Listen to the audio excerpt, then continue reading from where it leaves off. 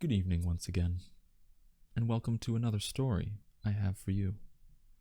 A Butler's Soliloquy, once again written by my wife, Vanessa. I do hope you enjoy. The madam was displeased with the etiquette of those under her employ. I, however, disagree. Marianne was a fine young lady. She had a smile that spilled from her eyes, and every day was more beautiful because of it. She stood tall and moved gracefully. Her work was performed so elegantly that it became an art. She could turn the coldest of houses into the warmest of homes. She cared for the madam like a mother, but she wasn't a mother herself. When the madam invited her sister and nephew to enjoy a pleasant evening, the nephew was tossed aside, and Marianne became his nanny. That child lorded over her and asked her questions that no child should think to ask. The child ran wild, playing with the madam's priceless antiques, which Marianne skillfully protected, and while she cleaned after the messes that he was constantly leaving behind, he took to climbing the cabinetry. When the cabinet tipped, she grabbed him from where he had climbed to the highest shelf and threw him out of danger. Marianne had ugly bruises and scrapes from where the cabinet landed on her legs. The boy was so shocked that he blamed poor Marianne for the whole incident. Perhaps he acts like a gentleman in front of his mother, or perhaps his mother wanted to brush off the shame of raising an ingrate. But Marianne was made to take responsibility, and Summer followed her out the door. Patrick was a reliable worker. The grass was always green, the roses were always lush, and the walking paths were always free of weeds. He understood what the plants needed better than the plants themselves. He created a world of flowers that was wild yet neat, and every step down the garden path was an adventure. The garden transformed to something different every week through his tactful landscaping. Romance bloomed from every bud and blade of grass, but Patrick himself was a man of few words.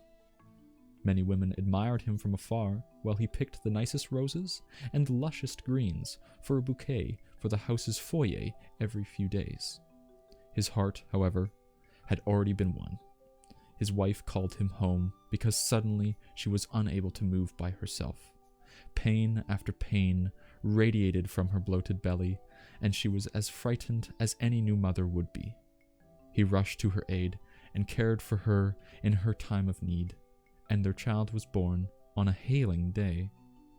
The ice rained from the sky with a vengeance, threatening to smash windows and dent cars. When Patrick returned to the garden, the flowers were ruined. The hail had pummeled many of the perfect blossoms into the ground, and every tenderly cared for apple and pear were bruised. The garden in which romance had bloomed now only housed tragedy. While I wished him a warm farewell, he showed me a picture of his newborn daughter. He named her Haley. My underbutler was the most disciplined employee in the house. Never had I seen a wrinkle in his clothes, a scuff on his shoes, or a hair out of place. He maintained a gentle smile and an even temper. It took me many months to determine how he was feeling from the slight changes in his tone, the spring in his step, or the droop in his eyes. I once saw him politely inquire a maid about whether the linens had yet to be folded, and when she left to complete her task, by the tightness in his lips and the firmness in which he clasped his hands together, I knew he was livid. No one other than I could see the subtle squint in his eyes when he left to check on the other neglectful servants. He was well practiced at keeping the employees on task and on time, therefore he was indispensable during every event. Whatever even plan I created, he could execute it with finesse. During the Christmas party, the main attraction Madame wanted was a large chocolate fountain. As this was a party for family only, Madame invited her sisters and their partners and children. The children were awestruck by the huge waterfall of chocolate and the vast array of cut fruits. they greedily helped themselves to their favorites. One child was upset that another child was eating the fruit that they liked, although there was more fruit than any one person could handle by themselves. They started fighting, and then one child swiped his hand through the chocolate fountain to splash it onto the other child. The both of them screamed and flailed while the chocolate burned. The parents finally noticed their children misbehaving, and after the burns were treated, the parents were livid. My underbutler, although he had done not a single thing wrong, was blamed for causing the burns because he had set the temperature too high on the fountain.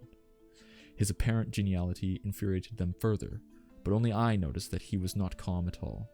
His pursed lips pinched off his cruel words, and his gently sloped back conveyed his resigned disappointment. I have since hired replacements for these employees whom I considered my family. A babysitter who specializes in misbehaving children was an unwelcome sight in the madam's eyes. She claimed that the employee was condescending, and I couldn't agree more. Once she saw how those children behaved like animals instead of the gentlemen and gentlewomen at the height of society that they were, she wondered how the parents could tolerate such humiliation every day. The children made up wild stories about her, and the parents agreed to find someone else. The gardener specialized in symmetrical landscaping. Most of the flowers were replaced with sturdy bushes, which created a large maze. In various corners of the maze, living sculptures were maintained. Every bush was perfectly trimmed to be absolutely squared and deceptively smooth. At first, the madam was impressed with the tidiness of it all, but as the garden never changed, she quickly tired of it. The new underbutler was someone who had worked in the house for years. She was strict with her people, and so the employees sought out any small chance they could to rebel. Work would be left nearly complete, employees would find places to hide to temporarily escape her scolding, and liquor was smuggled amongst them to help them through the day. It became a game amongst the employees to break the most rules and not get caught. The madam was furious. Her cordial and proper home was destroyed, and her employees were the ones ruining it. The madam understood that the employees she had dismissed were the ones that maintained her home the best, so she asked me to hire them back. Not a single one of them agreed to return. Madam does not yet know that my contract has expired, and I'm the next to leave. I highly recommended the three of them to a man whom I had long respected, and he agreed to hire me on as well. I have found a replacement for myself, detailed everything he needs to know in the Butler book, and I have readied my things to leave. I look forward to tomorrow, when a summer breeze blows through the lively garden, and the smiles of my coworkers change a house into a friendly home. I hope you enjoyed A Butler Soliloquy, and feel free to show support however you'd like. And I also hope to see you at the next reading. Farewell.